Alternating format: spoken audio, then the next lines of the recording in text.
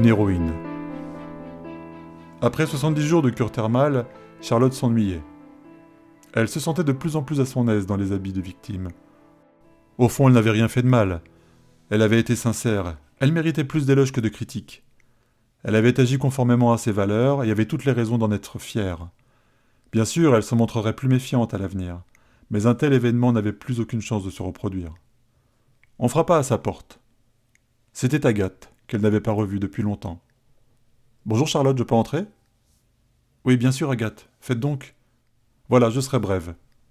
Nous savons maintenant que vous avez été la victime d'un groupuscule terroriste qui voulait faire croire à la fragilité du système, Trouve Amour, en s'infiltrant dans les services informatiques. Ils vous ont choisi. Ils voulaient publier leur histoire pour faire de la publicité. Heureusement, nous les avons arrêtés à temps. Ils sont en fuite depuis lors. Mais les citoyens commencent à se poser des questions. Je sais que vous êtes une bonne citoyenne, libre égale et responsable, n'est-ce pas? Vous voulez nous aider, Charlotte? Oui, bien sûr. Pensez-vous que vous pourriez témoigner sur une chaîne de grande écoute, au journal télévisé? Nous répondrions aux attentes et cela illustrerait tout le vice de ces salauds. Je ne sais pas si je pourrais.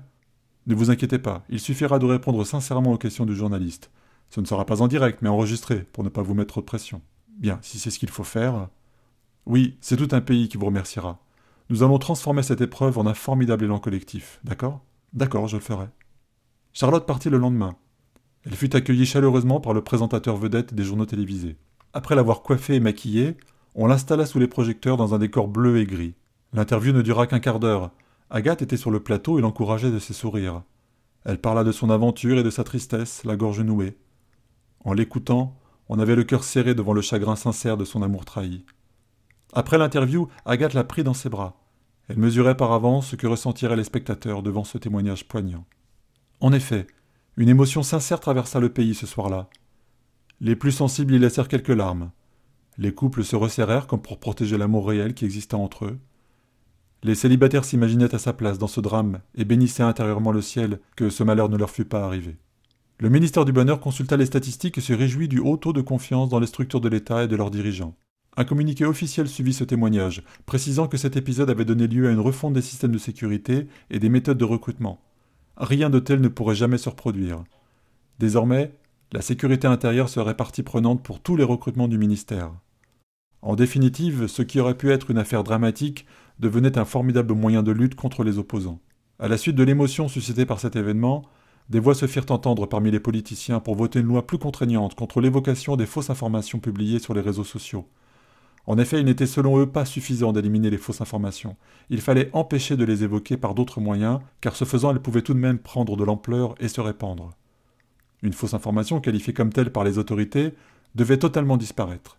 Personne ne pouvait plus la mentionner, y compris dans la sphère privée, au risque d'une peine de prison exemplaire.